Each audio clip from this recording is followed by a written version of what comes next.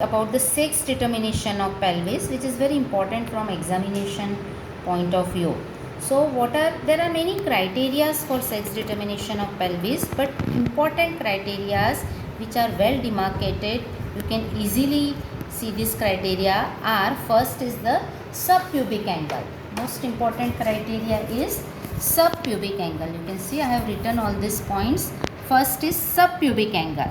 Okay, I have written it in the order of importance. So first you should always don't talk about the acetabulum or cavity, or first you should always talk about subpubic angle. So see the subpubic angle. Subpubic angle, here is pubis, here this is subpubic angle. This is, which one is acute? You can very well demarcate. This angle is acute angle, ये वाला 50 to 60, and you can see this is wide. It is almost 80 to 85 degree angle. So it is acute in male 50 to 60 degree, and it is wide 80 to 85 degree in female. So see, very well you can identify by just seeing this angle. If it is the pelvis is away from you, it is not in your hands, even then just by seeing the subpubic angle, acute angle V shape, both the pubic arches are V shape. Here you can see it is U shape because angle is wide. So this is the most important criteria. Second, what you should look for is sacrum. आपको pelvis दिया है तो उसमें sacrum देखिए. In male you can see the sacrum is shallow and long and smooth curvature like this. In female you will see the sacrum is short, more curved. Okay, it is acutely curved. Curvature is more. So short and curved, here long and shallow sacrum is there. So these two criteria you can see very well. You can identify the sacrum, from the sacrum the sex of the pelvis. Preauricular sulcus, here is the auricular surface of hip bone. So here this is preauricular sulcus. You can see this is deep in female, preauricular sulcus.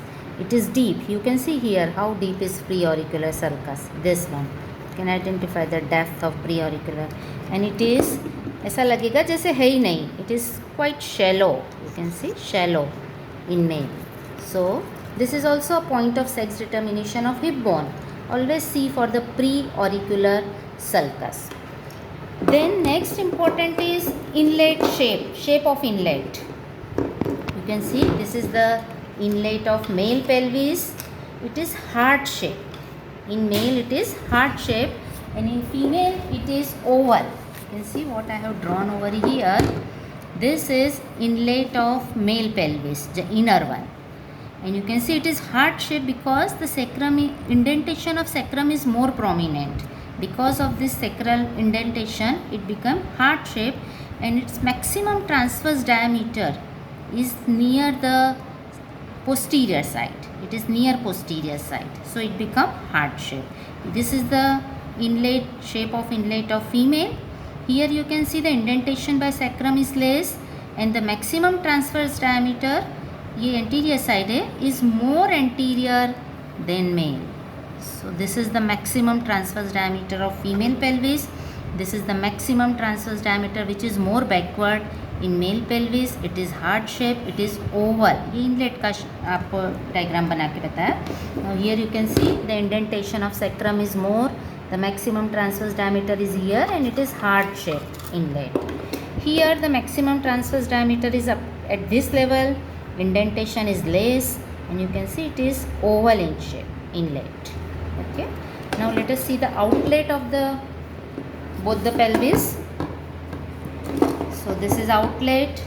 Pubic में आपको उसकी boundaries बाद में बताऊंगी, एक और demo मेरा बताऊंगी उसमें. This is outlet. यहाँ पर tuberous sacrospinous ligament होते हैं. So you can see here the outlet is narrow and small as compared to female. You can see pelvis कितना छोटा है, फिर भी outlet इसका कितना बड़ा है. ये देखो pelvis का size बड़ा है, but outlet is quite small because this ischial tuberosity are inverted, and here they are everted. Ischial tuberosities are outward projecting. Here they are projecting inward. You can see inward projection of ischial tuberosity, and because of this inverted ischial tuberosity, outlet is small. Here outlet is wide because of everted ischial tuberosity, right? So this is one of the important point. Next you should go for inlet and outlet. Then you should go for cavity between the inlet and outlet. Here is the cavity of true pelvis. This is the cavity of true pelvis. अब यहाँ पे inlet काफ़ी बड़ा है, outlet एकदम छोटा हो गया, तो what happens, the cavity of male pelvis is large segment of a small cone. Means inlet का साइज से आउटलेट काफ़ी छोटा होगा, स्मॉल कोन का बड़ा सेगमेंट, जबकि cavity of female pelvis is small segment of a large cone. Large cone का small segment लेंगे तो इनलेट का जो डायमीटर है और आउटलेट के डायमीटर में ज़्यादा फर्क नहीं होगा.